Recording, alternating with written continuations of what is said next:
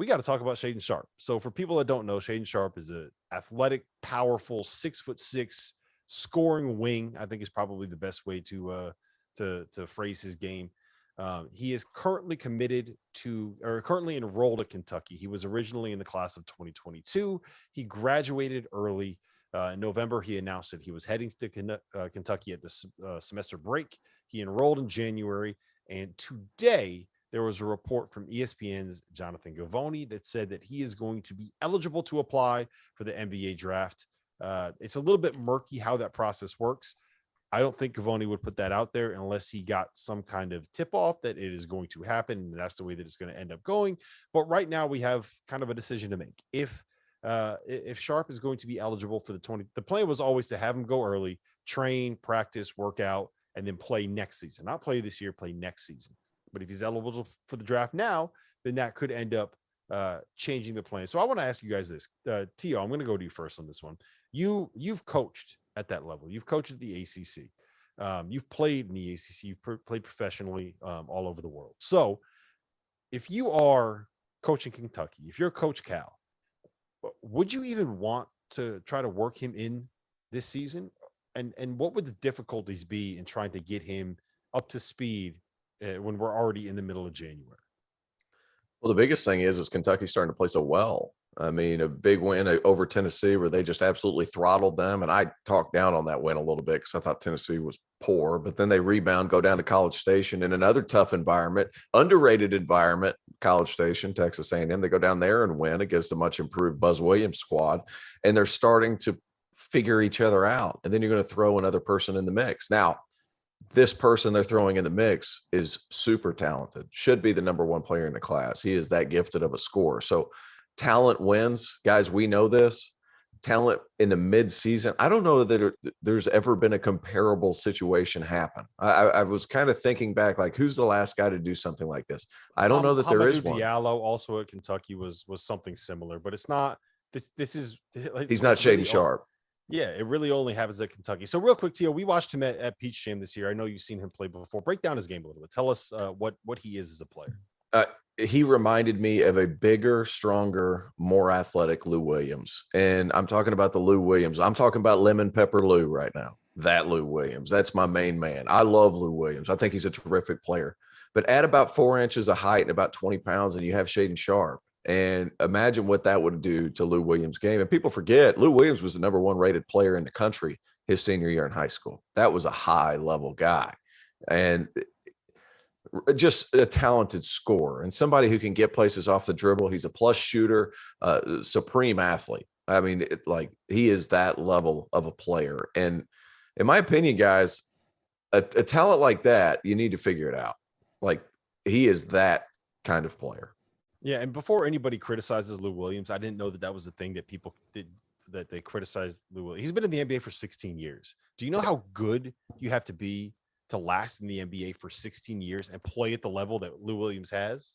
Are there people that don't realize that this dude's like one of the top 100 basketball players on the planet right now in year 16? Yeah, I didn't know that there was Lou Williams slander that was out there like that. All right, Ash, let me ask you this then. For the counterpoint, Shaedon Sharpe graduated, I believe it was in the late summer. I think maybe in October. It was before the NBA season technically started, which is why they believe that they have a chance to be able to get him eligible for this year's draft. But this is not quite the same scenario as Amani Bates. Shaedon Sharpe was born 7 days after Jabari Smith. He's already 18 years old, right? He turns 19 in May. So he's supposed to technically be, but by his age, a freshman right now. But he's like, it was a weird kind of development for him, right? Like, he was an unknown recruit until about a year ago, and he kind of blew up, and then he led the EYBL in scoring and shot up to become the number one prospect in the country after Amani Bates and after Jalen Duren reclassified and went to Memphis. So if you were advising him, if you were Shaedon Sharpe, anybody that's in basketball knows this, if you were Shaedon Sharpe's guy, what would you be telling him to do? Would you tell him to play? Would you tell him to go to the draft? Would you tell him to keep working out and enter the 2023 draft? Like, what's your play here? What do you think he should do? I think he should enter the 23 draft. And the reason why I say that is experience, get the college experience, collect your NIL money, and then play against all of the top talent in the country, man. I just think maybe I'm a little biased. I just think there's something to a college experience for a kid.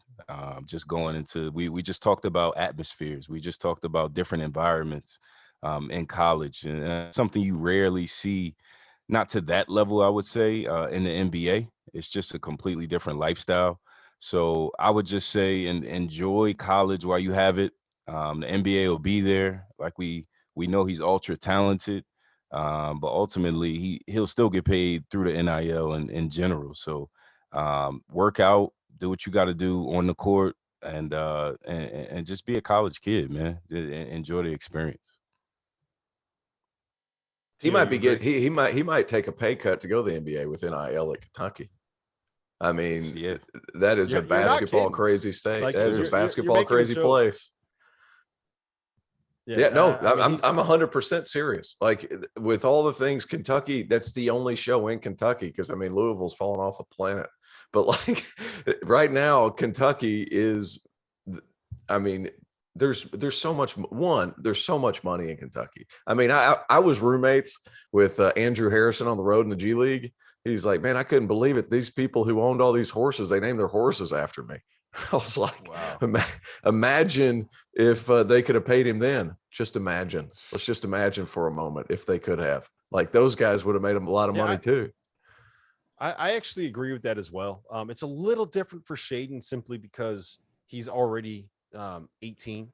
But like for someone in a Monty Bates situation, I never think that it makes sense to rush, right? You don't need to rush your timeline. Everyone has their own timeline. You don't need to rush it.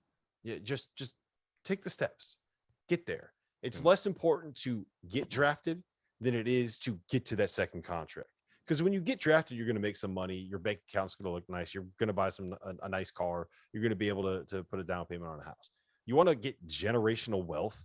Last 16 years in the NBA, like what Lou Williams did. That's how you go from being a guy that has some money to being someone that is